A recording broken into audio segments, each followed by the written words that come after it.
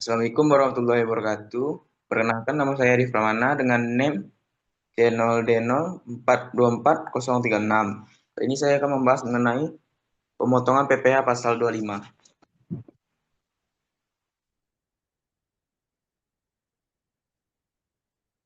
Latar belakang.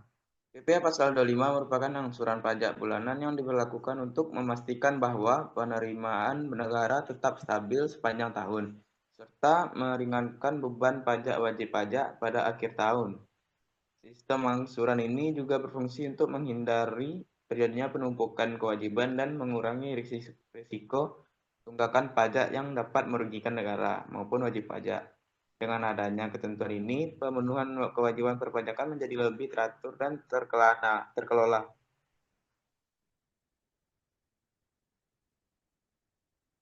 Pengertian. PPh Pasal 25 adalah sistem pembayaran pajak penghasilan secara angsuran yang dilakukan setiap bulan sebagai bentuk pembayaran pajak di muka. Angsuran ini dihitung berdasarkan PPh terutang pada tahun sebelumnya setelah dikurangi kredit pajak yang telah dibayar, sehingga mencerminkan estimasi kewajiban pajak yang lebih proporsional. Ketentuan ini membantu wajib pajak mengelola arus kas secara lebih baik dan mencegah beban pajak menumpuk pada akhir tahun.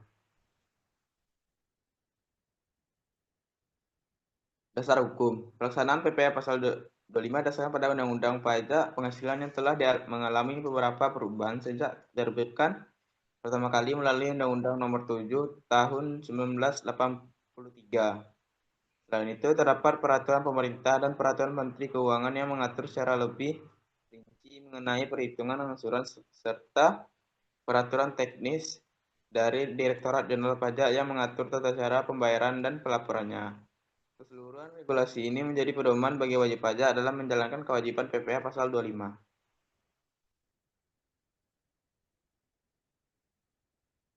Mekanisme. Perhitungan PPh Pasal 25 dilakukan berdasarkan jumlah PPh terutang pada tahun sebelumnya yang telah dilaporkan dalam SPT tahunan, dikurangi dengan kredit pajak yang telah dibayar atau dipotong selama tahun berjalan.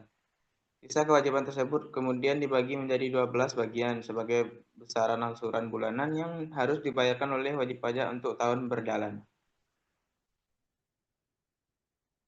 Contoh perhitungan, seorang WP badan memiliki PPh terutang sebesar 120 juta, kredit pajak sebesar 36 juta, selisih 120 juta dikurang 36 juta sama dengan 84 juta. Angsuran bulanan yaitu 84 juta dibagi dengan 12. Dapat hasilnya itu 7 juta.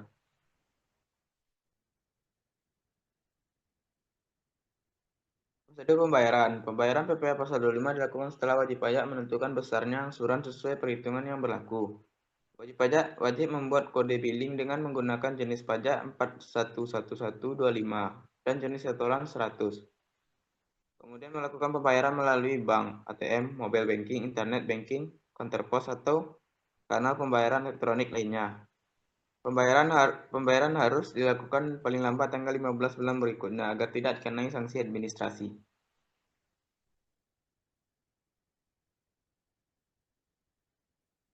Prosedur pelaporan. Setiap pembayaran angsuran PPh Pasal 25 wajib dilaporkan melalui SPT Massa yang disampaikan secara elektronik melalui DJP online atau penyedia aplikasi resmi lainnya. Wajib pajak harus mengisi jumlah angsuran yang dibayar, serta nomor transaksi pembayaran (NTPN). Setelah melaporkan, wajib pajak akan menerima bukti penerimaan elektronik sebagai tanda bahwa pelaporan telah selesai.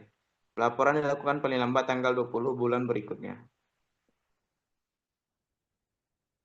Sanksi jika terlambat. Wajib pajak yang terlambat membayar angsuran akan dikenai sanksi berupa bunga keterlambatan sesuai tarif suku bunga yang berlaku. Sementara itu, keterlambatan dalam pelaporan SPT Massa PPh Pasal 25 bagi WP wajib pajak badan dikenai denda sebesar 100.000.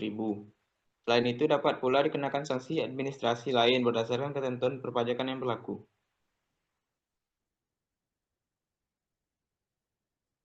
Kesimpulan, PPh Pasal 25 berperan penting dalam menjaga stabilitas penerimaan negara dan membantu wajib pajak memenuhi kewajiban perpajakan secara lebih teratur melalui sistem angsuran bulanan. Prosedur pembayaran dan pelaporan yang telah ditetapkan bertujuan memudahkan wajib pajak sekaligus memastikan kepatuhan pemahaman menyeluruh.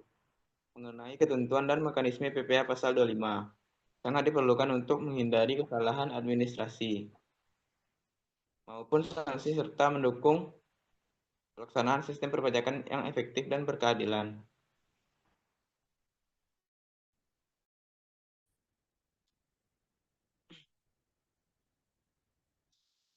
Sekian dari presentasi yang telah saya lakukan.